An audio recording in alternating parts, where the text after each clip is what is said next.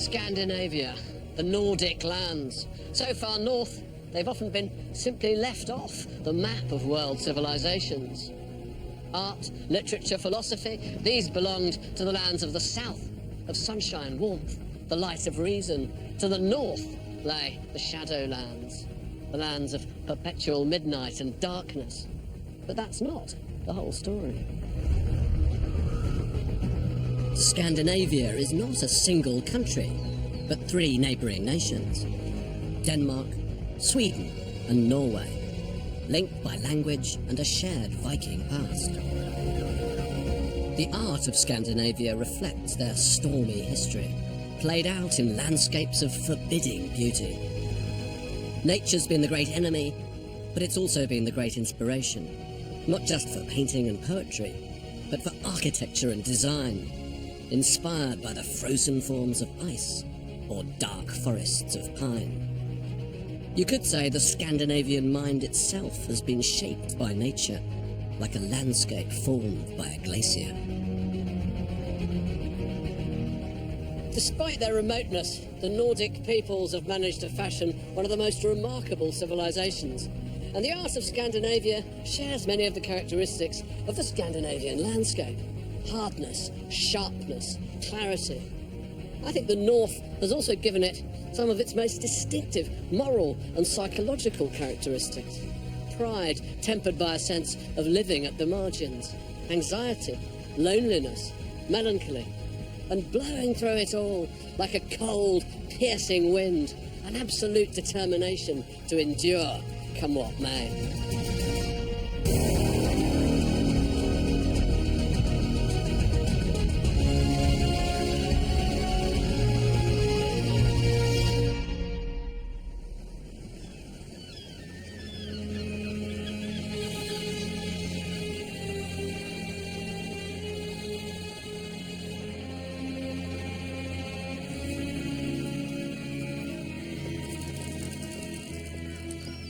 There aren't many images that are better known than a certain painting created in fin de siècle Norway. The Scream scandalised the public when first exhibited in 1895. Since then, it's been copied and parodied so often, even Homer Simpson had his moment of Nordic angst, that it's become almost a ghost of its former self. The man who painted it in the first place was certainly a troubled soul, the Norwegian artist Edvard Munch. Munch once morosely declared, "The angels of fear, sorrow and death have stood by my side since the day I was born." It's an intriguing paradox that an image expressing such personal melancholy should have become such a universal symbol of horror. It's one of the world's most famous paintings, but it was created from not very much. Just the experience of a walk in Oslo one evening. Munch described it in his diary. He said he was walking along with a couple of friends when a red sunset began to fall over the blue-black fjord. He felt a melancholy run across his soul, and then he felt a piercing, unending scream going through all of nature itself. He stopped, his friends carried on. And that's the moment perpetuated here. What's the picture really about? I think it's about the sense of becoming unmoored, untethered, of feeling all alone in a hostile universe. The left-hand side of the painting almost makes sense in perspective terms, and that's the straight and narrow side along which his two friends continue to walk. They are still at home in their world, but he, wheeling to face us, has become completely uprooted from any sense of belonging. He has been whirled round into this confusing mixture of sky and sea. It's as if the cosmos is sucking him into its great void. It's a terrifying painting. It's been universally embraced as one of the great defining images of the modern anxious sense of self. So much so that it's become almost a cliché. But how did it come to be created in, of all places, Norway?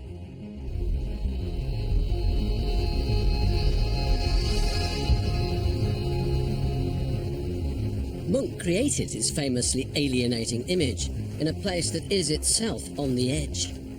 Norway is a land of frozen hostility. It's continental Europe's remotest, most sparsely populated country. Almost a third of it lies north of the Arctic Circle. It's a unique landscape that has forged a people with their own unique story. According to the French Enlightenment writer Montesquieu, the character and history of every great nation can be explained by its climate. Now, it's not the most fashionable of theories these days, but in the case of Norway, I really do think he had a point.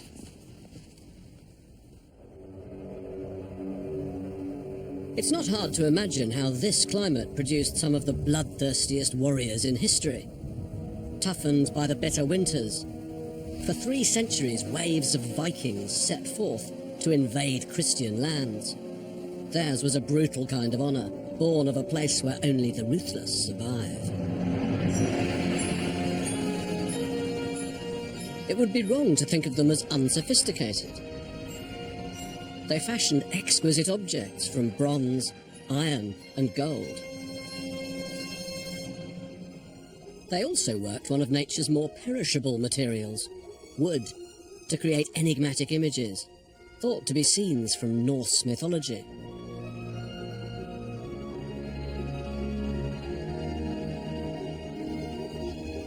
Yet of their way of life, we know very little. The ancient Scandinavians remain a people shrouded in mystery. But what we do know of them, above all from their great literature, the Norse sagas, suggests that they took a darkly apocalyptic view of the world and their place in it, haunted perhaps by the sense that nothing would last. Theirs seems a society poised between settlement and nomadism. And I think it's deeply appropriate that while we associate the civilizations of ancient Rome or ancient Greece with structures like the Colosseum or the Parthenon, we associate ancient Scandinavia, above all, with a vessel of travel, the Viking ship.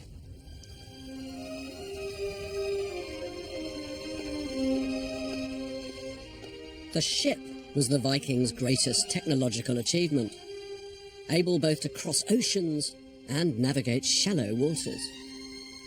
It was a symbol of Viking strength that struck awe and terror into the hearts of all who saw it. Sometimes it was embellished with strange, snake-like, gripping beasts that suggest a Nordic view of the natural world as a rather dark, hostile place. But the intricate details are just part of a structure that has its own elemental beauty. This is the Gokstad ship. It's my favourite of all Viking seagoing vessels, and it's pure, naked engineering. It's a fantastic thing. It's got the abstract beauty of a perfect piece of modern sculpture. Its making is itself a kind of miracle. The Vikings didn't have saws. They only had axes and hammers. So the ship is made simply by warping the wood, holding it into place, and creating this structure. It's extraordinary. It's made by a people who only know 2 things. They know wood and they know the sea. And they've created from wood a kind of upside-down version of the waves, so that these ribs, you can feel how they would cut through the sea, acting almost as a series of shock absorbers to each succeeding wave. When you see something like this, you understand how it was that the Vikings sailed all the way to America.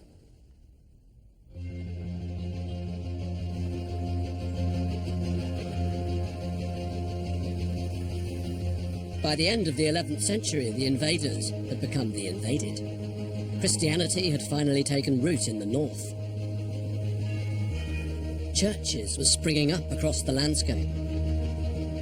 Norsemen turned their woodworking skills to a new Christian purpose. But this was a Christianity far from Rome, and still very close to the ancient Norse gods.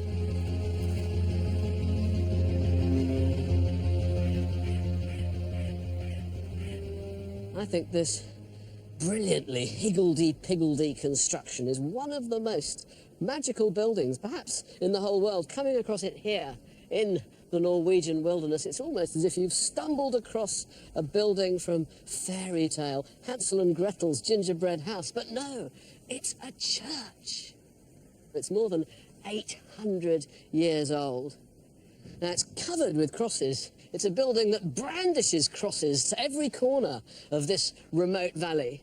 But it's also still very much a Viking building, certainly a Norse building. Even the very structure of its roof suggests a kind of Norse closeness to nature. It's the roof equivalent of a fir cone. And look at the Viking symbols up there.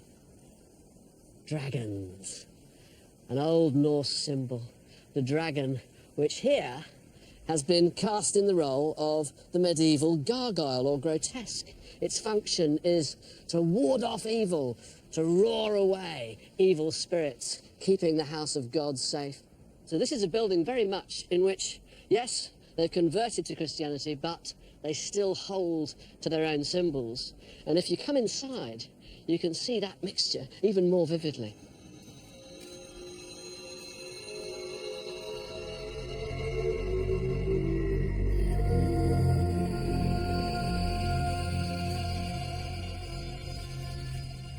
It's just so romantic, almost eerie.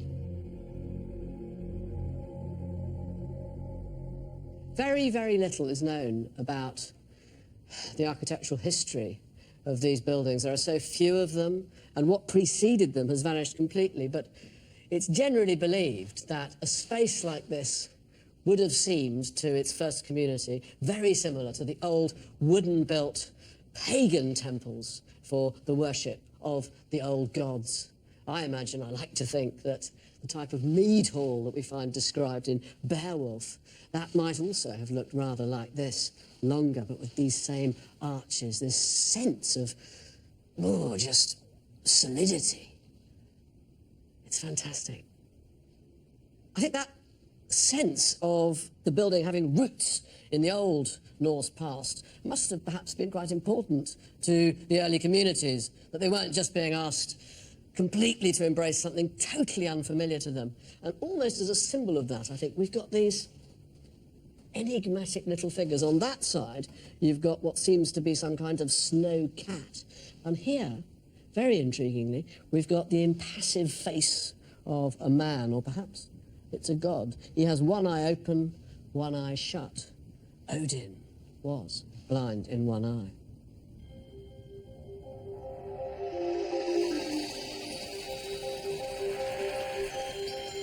With the coming of Christianity, Viking raids on the rest of Europe ceased. In fact, most Norwegians had never gone a Viking, not the name of a people, but a term that meant raiding by sea. The majority were farmers or fishermen, and given that you could fit Norway's entire medieval population into Wembley Stadium, it's hardly surprising that for centuries they lived harsh, simple lives, barely touched by the outside world. Beyond their carved door frames and window lintels, they had little time for art. Their priority was survival.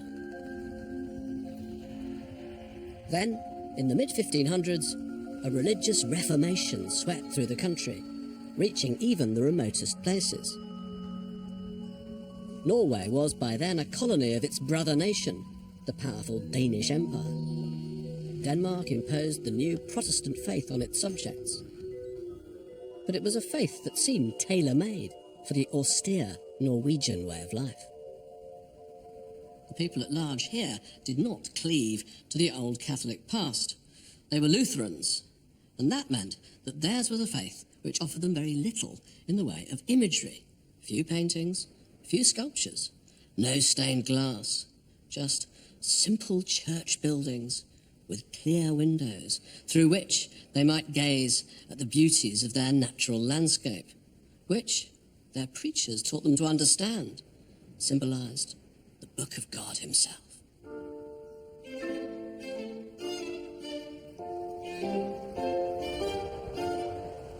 It was another kind of book, not a Bible, which would bring news of these remote Protestant societies to the outside world. To the church in Rome, heretical Scandinavia was a place more on the margins than ever, dismissed as a land of pagans. But one man in the Vatican, a Scandinavian priest named Olaus Magnus, made it his mission to bring knowledge of the semi-mythical Nordic lands to the heart of European civilization. The National Library in Oslo holds a first edition copy of his truly extraordinary book. So here we have it, 1555, Olaus Magnus's description of the northern peoples. It's a book in which it's always winter. It's fantastic for its descriptions of a territory which to most Europeans seemed forbiddingly remote and unbelievably cold. Right at the beginning we find this wonderful illustration in which we see these diminutive Scandinavians, heavily bearded. They're wearing heavy caps, furs, boots, and they seem to be gesticulating towards a sun that barely struggles above the horizon. It's followed by a whole chapter on the effects of cold, a kind of hymn to cold. Cold burns the eyes of animals and stiffens their hairs.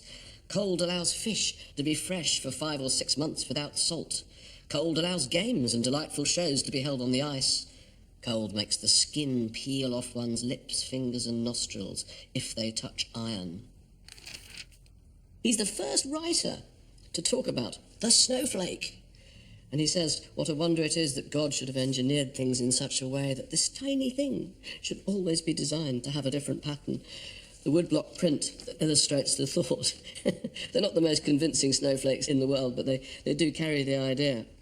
You've got these amazing sections on the wildlife of the Norwegian Sea.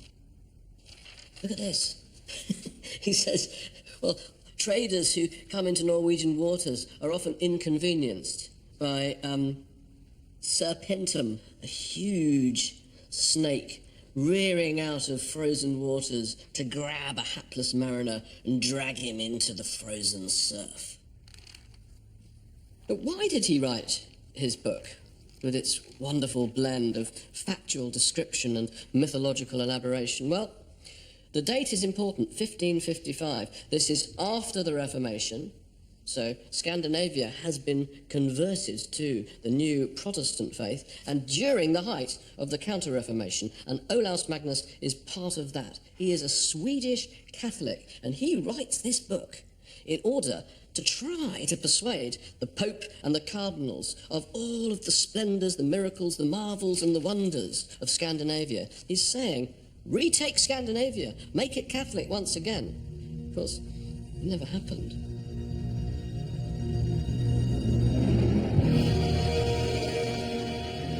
If the Pope shivered reading the book, he'd have shuddered to see Olaus Magnus's great map of Scandinavia, the Carta Marina.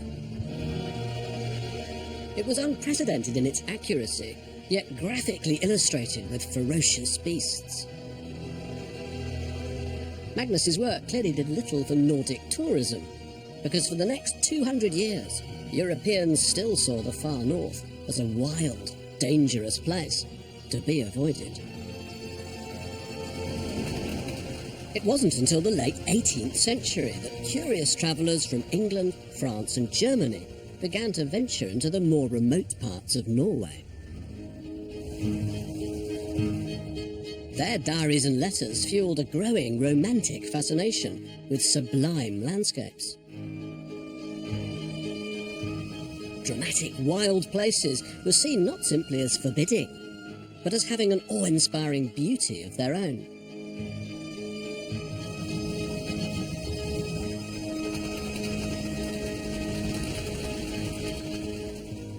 Artists who had never been beyond the Arctic Circle were inspired to paint scenes of frigid desolation.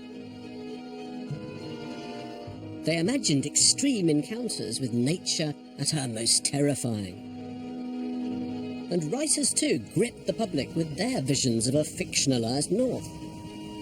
Mary Shelley's novel Frankenstein climaxes on frozen Arctic wastes. Edgar Allan Poe's tale The Maelstrom chronicles a hideous encounter with one of Norway's infamous whirlpools. In Scandinavia, it seemed, There were so many ways to die.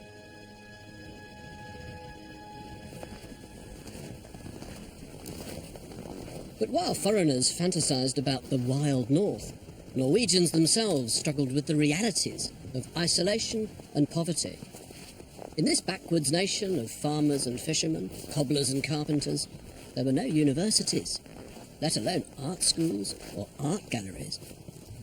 Becoming an artist must have seemed the remotest of dreams. But none of that deterred Johann Christian Dahl. Son of a poor West Coast fisherman, he was destined to become one of the greatest painters of the Romantic Age. Dahl's early landscapes convinced a group of well-to-do local merchants to sponsor his studies in Denmark and Germany. Though he spent most of his life abroad, again and again he would paint the remembered contours of his homeland. Sometimes he depicted Norway in the grip of winter, its ancient monuments standing like proud symbols of endurance. At other times, he portrayed a green, sunlit land, though his is always a pale, watery sun breaking through clouds of gloom. He chose to celebrate Norway's rustic simplicity, as though enshrining the Enlightenment idea of the noble savage.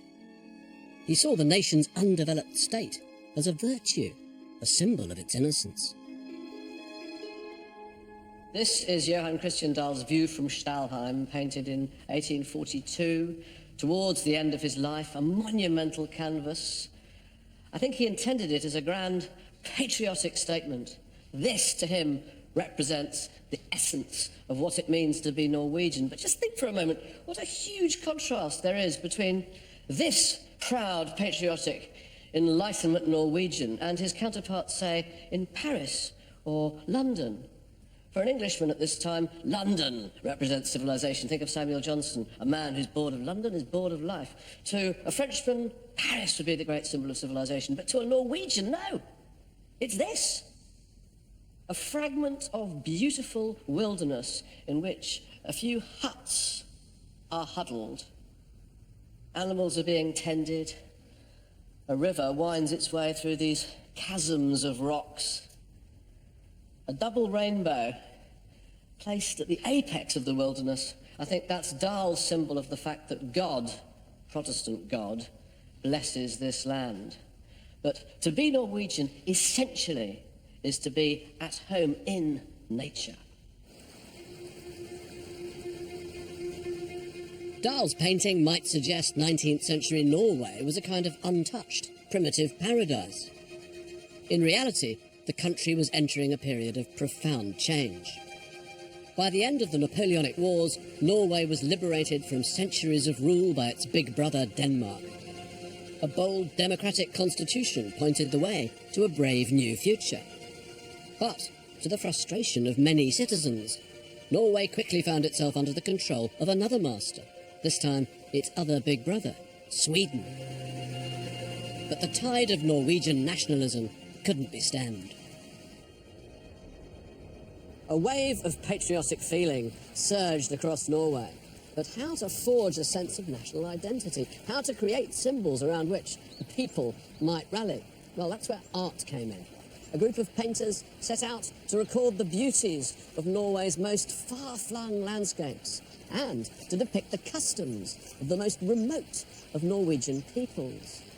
To be an artist in Norway, you had to kit yourself out with skis and furs. You had to travel by land and by sea. You had to be an explorer.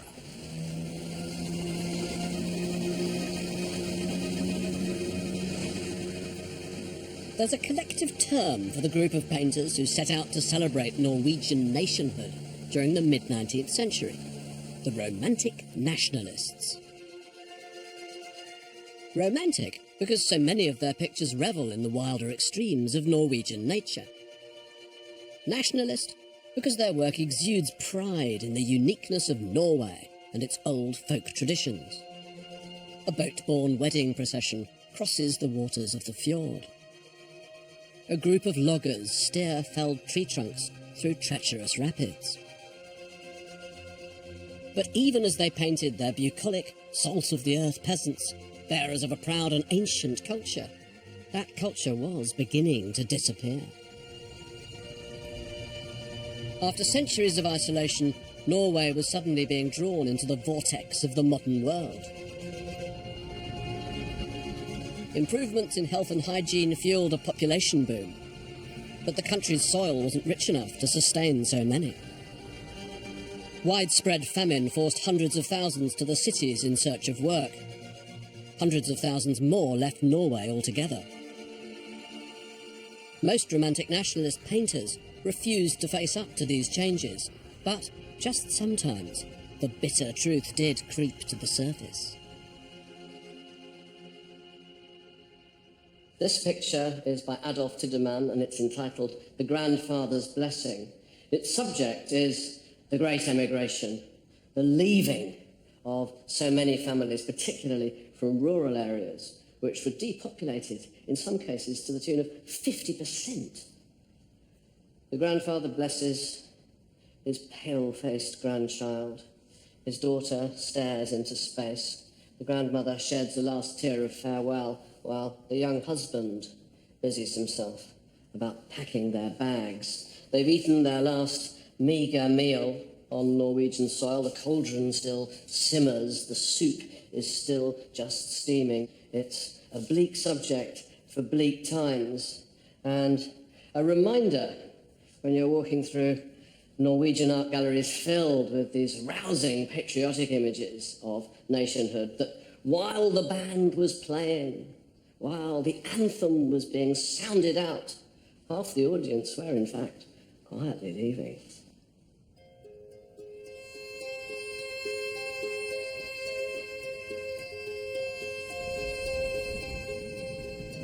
Artists in search of a Norway that truly hadn't changed were forced to journey ever further north.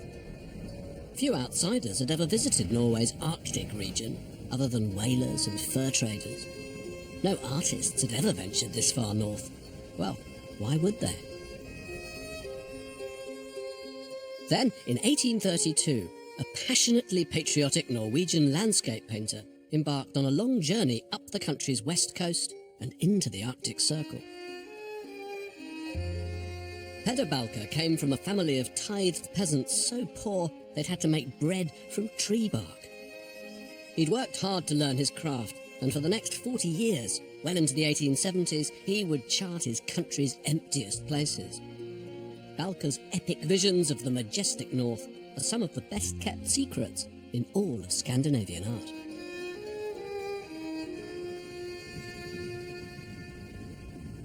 Peder Balker travelled to the northernmost parts of Norway, a place where the mountainous wastes of the landscape meet the bleak immensities of the ocean.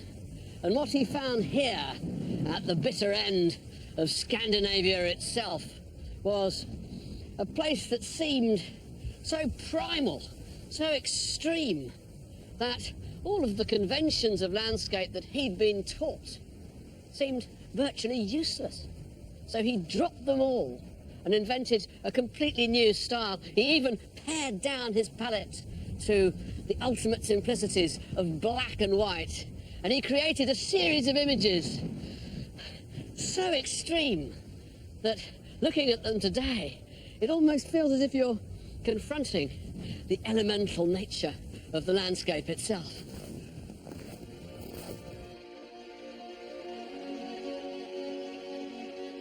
The wildness and the coarse brushstrokes of Balker's style proved too daring for contemporary tastes. His work still seems desolate, bleak. Storms rage and seas churn under skies without memory of morning or hope of night. They might look raw, but they're also delicate and sophisticated, with their coiled waves, fluid washes of grey sky, and wind-blown birds, little more than flicks of paint. Peder Balker's brand of nationalism wasn't nostalgic, but political and radical. When he wasn't painting in the wilds, he was an activist in Oslo, a founder of the trade union movement, who improved the lives of the urban poor. And while Balker's otherworldly landscapes might seem at odds with his social concerns, Perhaps they were meant as consoling visions of a purer world beyond the city. Perhaps they were his message of hope to his struggling fellow Norwegians. We've survived the extremes of nature, so surely we can survive anything the modern world might throw at us. Some of Balker's most memorable images of all, images poised between darkness and light, doubt and hope, are depictions of that most elusive of all Arctic phenomena, Aurora Borealis, the Northern Lights. The spectacular light show is caused by solar flare glancing off the Earth's atmosphere. It's most visible during the long dark winters in the northernmost latitudes. The same effects of light and landscape that inspired Peter Balker still inspire Norwegians today. Photographer Bjørn Jørgensen, a native of northern Norway, is also fascinated by his country's most remote places. So Bjørn, you must do quite a bit of walking. I do actually. I like being in the outdoors and hiking, and as a nature photographer, I sort of have to be outdoors. And do you like going on your own or in company? What do you prefer? One company with one is okay, but I also like being out alone in the nature. Sort of get more like overwhelming sense of nature then, and especially when the northern lights explode in the sky and I'm alone, far away from some civilization. I really enjoy that feel. Yeah. Yes. Travelling on his own in a camper van, Bjørn spends several nights at a time in pursuit of his subject. Not just the Northern Lights, but every aspect of his native land.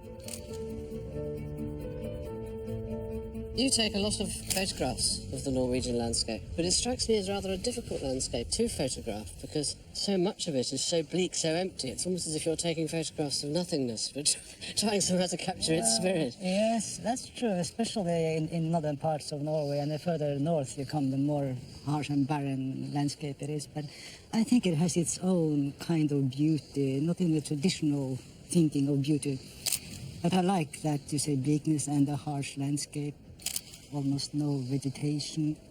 The conditions people are living under interests me, and I think it's fascinating. Yes, I try to see contrasts between the harsh landscape and human activity, tracks people have placed in the landscape, be it a road, be it a house underneath a cliff. I think that's a contrast that I really try to capture. You seem to be quite interested in the ingenuity of your fellow countrymen, almost in the sense of the miracle of having made a place to live here. Exactly, yes, because who could believe somebody could live under these conditions?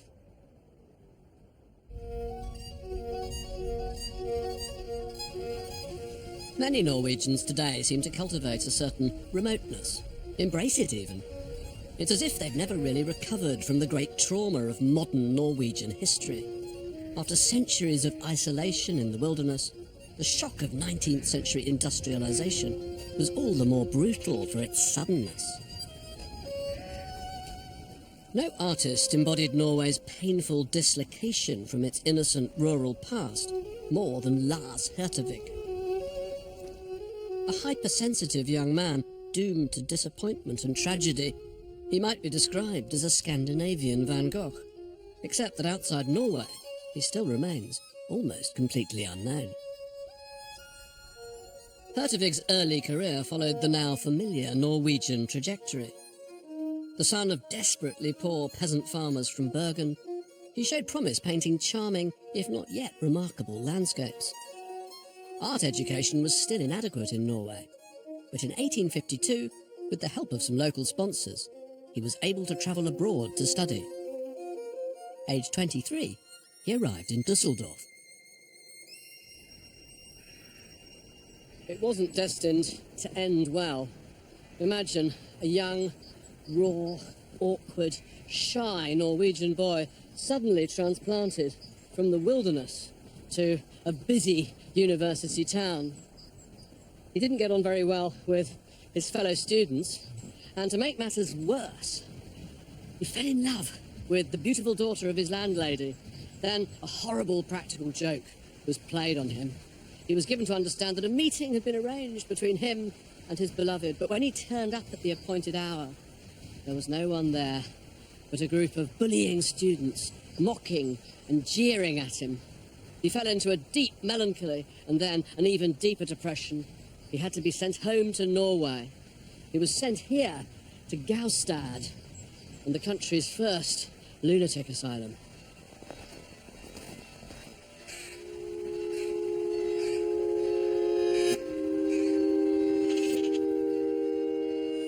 A programme of fresh air, exercise and hard work failed to cure Hertevig. After 18 months of treatment, he was labelled incurably insane and sent home to live with his family. It was only after others had written him off as a lost cause that he began to paint a new and unique kind of landscape.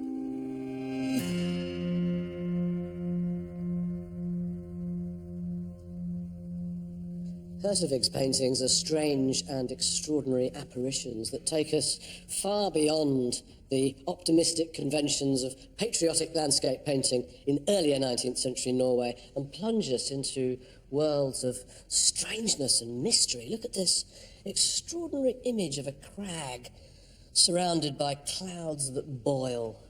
3 lonely ships huddling in the shadow of the rock, while beneath the stillness of the waters is so still it seems almost like another version of the sky. You don't know where up is, you don't know where down is. It's completely bewildering. The sense of mystery is enhanced even more, I think, in this picture of the Tarn. Look at these clouds. There's nothing else like this in all of 19th century landscape painting. It's almost as if the landscape itself has gone mad, been provoked into these paroxysms of movement and gesture. It's almost like you're looking into the mirror of a troubled mind.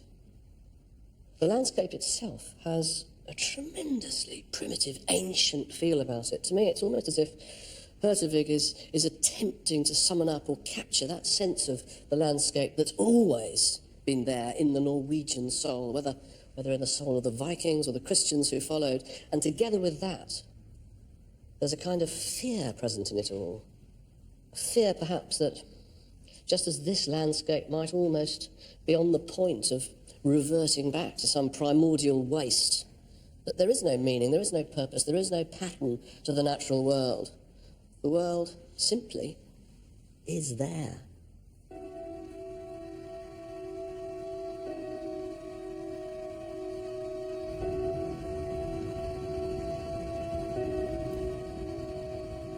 Hertevig's paintings are a reminder that it wasn't just Norway's physical landscapes and cityscapes that were being transformed during the mid-19th century.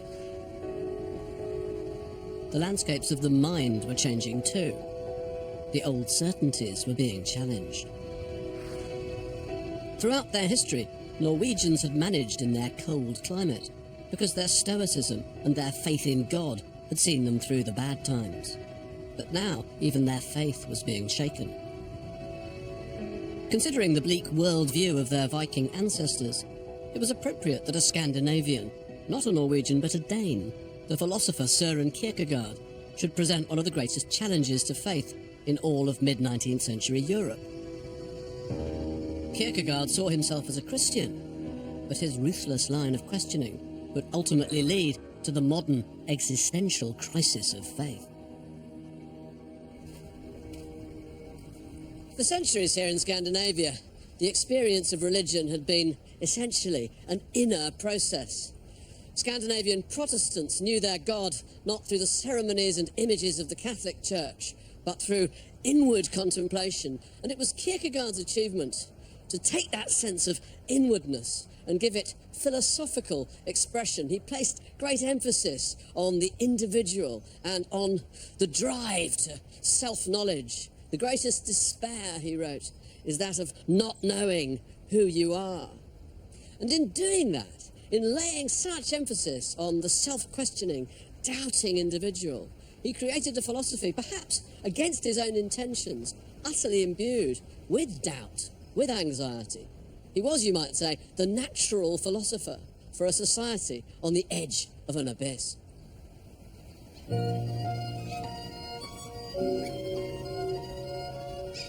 Kierkegaard's speculative philosophy would be hardened into outright atheism by later 19th century writers, such as Friedrich Nietzsche, who infamously declared that God is dead. In Norway, the modern world was experienced as one shock after another, and now, on top of it all, the spectre of a universe without meaning or purpose. Maybe that's why Norwegians today so often feel an overwhelming urge to get away from it all. In the heart of the modern city, their artists and writers still dream of the wilderness. So where better than Oslo's glacier-like modern opera house to meet novelist and social satirist Erland Loe. Nature is the place where we go to escape, to be part of something, and we can be free. Where I live, it's only 10 minutes cycling down here to the center and 10 minutes the other way. I'm in the forest, and I don't have to see anyone for days if I don't want to. And this is very, for me, it's very important. I use this several times a week. So there's a sort of paradox in this sense of self. That in order to be Norwegian, perhaps Scandinavian, you need to be on your own. And yet if you're on your own, how can you make a society? Is it a society where everyone is on their own? It's a beautiful paradox. Well, my father, who still lives in the town where I come from, Trondheim, he comes to visit all the time. And when I ask him, how was your train ride? He sometimes will say, oh, it was wonderful. I didn't have to talk to anybody.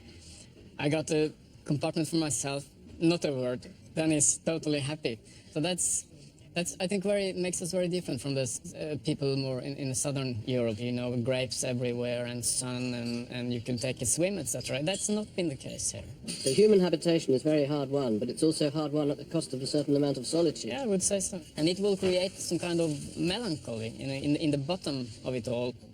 When I grew up, to be rich was frowned upon. If you had money, you wouldn't really show it. Now everyone is flashing everything. It's money, money, money.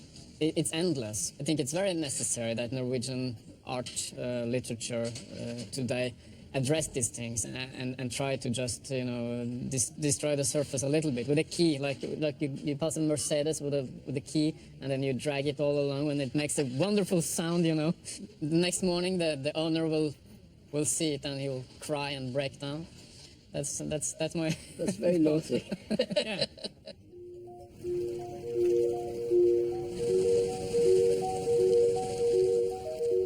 The impulse to scratch beneath the surface of Norwegian society was never more powerfully expressed than by Henrik Ibsen, hailed by some as the world's greatest playwright since Shakespeare.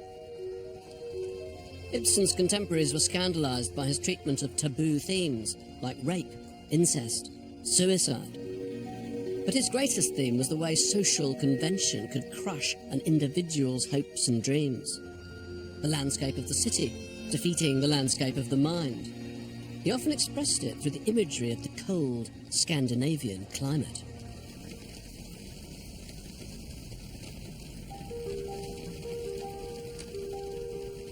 It's so dark here. The endless rain goes on week after week for months on end with never a glimpse of the sun. Can't remember ever having seen the sun shine all the times I've been here. It's one of the peculiarities of Ibsen's work that no matter how close you get to the actors, you never really feel as though you enter their world. They remain sealed off, locked away, frozen in their own personal worlds of misery. Perhaps it's no coincidence that so many of his characters end by wandering off to disappear or die in the terrible Norwegian wilderness. Here, people are brought up to believe that life is miserable. The sooner it's over, the better. Have you noticed that all my paintings have focused on the joy of life? That's why I'm afraid of staying home with you. Afraid? What are you afraid of here? With me? I'm afraid that all my strongest feelings would be warped into something ugly.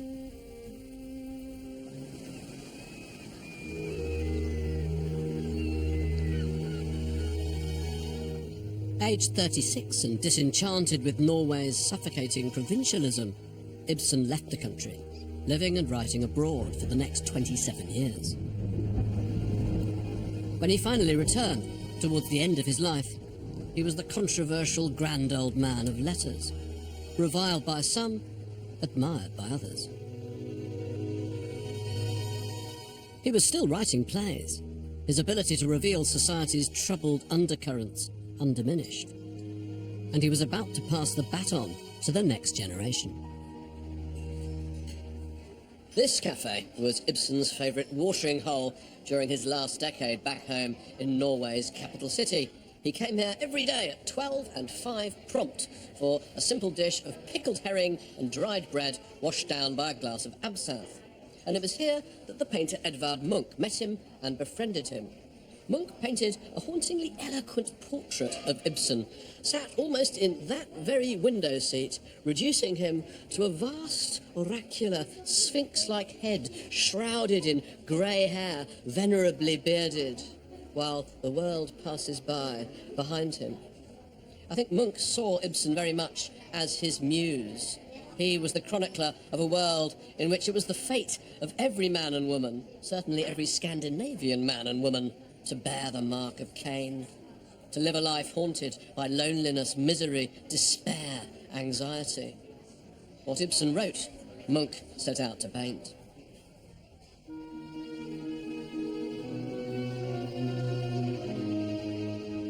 By the time he painted his celebrated portrait of Ibsen, Munch was a well-travelled artist. He knew of Impressionism and the other bold new art movements of Paris and Berlin. But Munch set out to do something different. Instead of trying to paint snapshot impressions of life in Norway, he wanted to reveal the states of mind of the modern Norwegian. And it has to be said, they're all fairly miserable.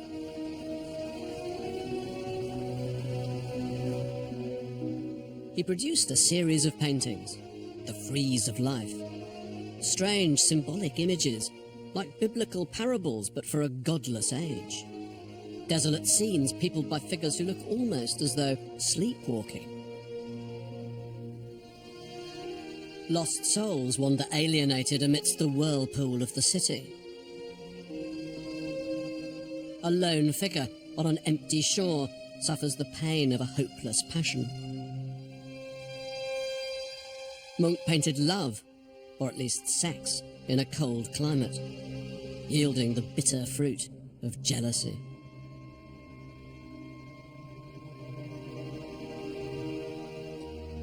Where Ibsen scratched the surface, Munch ripped the covers away completely, letting in the cold. But their most monumental, the frieze of life paintings, seem almost to evoke the fresco paintings of the Italian Renaissance, dim northern echoes of the art of the Mediterranean. This Munch called the 3 stages of woman. Here she symbolises both bridal virginity, she holds her trousseau, she wears her white dress, but also longing. She gazes out towards the infinite. At the centre, she embodies zest for life, in Munch's words, also perhaps sexual awakening, exuberance. But this moment of exuberance carries, like its doppelganger, the shade of darkness, doubt, guilt.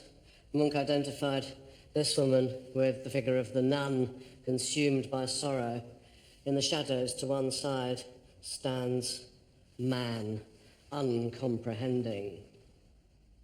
Now, it's common to see Munch as the beginning of something, to see in his expressionism the first stirrings of that mood towards non-representational art that will result in the abstractions of Kandinsky. But what if you turn time's arrow the other way and see him not at the start of something, but as the end of something? What if we see him as part of a distinctly Norwegian story? What does his art tell us then? Well, I think what he represents is something fascinating and uniquely paroxysmal in the development of 19th century European art. Imagine Norway, little Norway, a deeply provincial, quiet world, almost apart from the rest of mainland Europe. Suddenly, towards the end of the 19th century, what does it receive? It hasn't had the Enlightenment, it hasn't had the Renaissance. It's been left aside from the main currents of European civilization for many, many centuries. Suddenly it has urbanization, industrialization, mass emigration, alienation, revolutionary ideas, Nietzsche, the death of God. No wonder when a Norwegian finally wakes up to the modern, what does he do? He screams.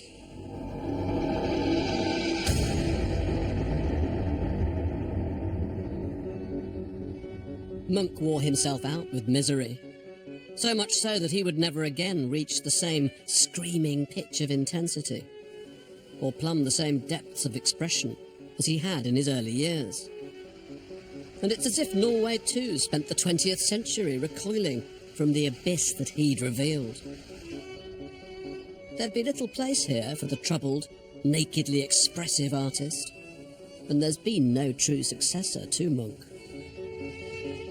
These days, the Norwegian genius is more calmly expressed through landscape photography, design, and architecture, often itself inspired by the reassuringly permanent forms of nature. An incline of white granite, like a broken iceberg that's drifted to shore. Walls of glass like the waters of a fjord that mirror the passing world. Comforting reminders to any Norwegian that even here, you're never that far from the wilderness.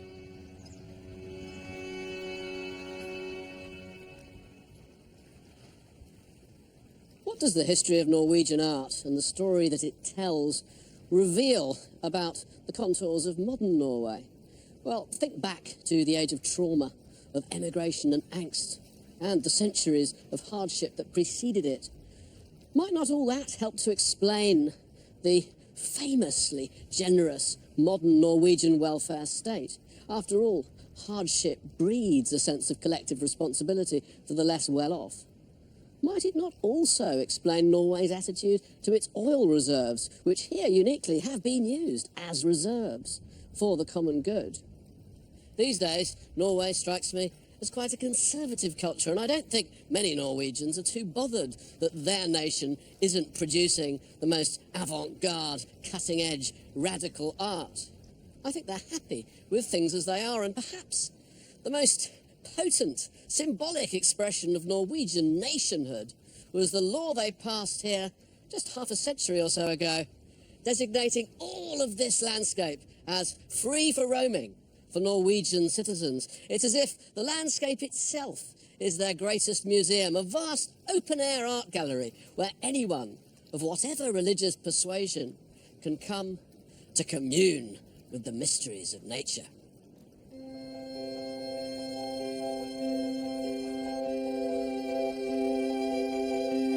Art, advertising and celebrity collide in Alistair Sook's Soup Cans and Superstars, How Pop Art Changed the World at 11.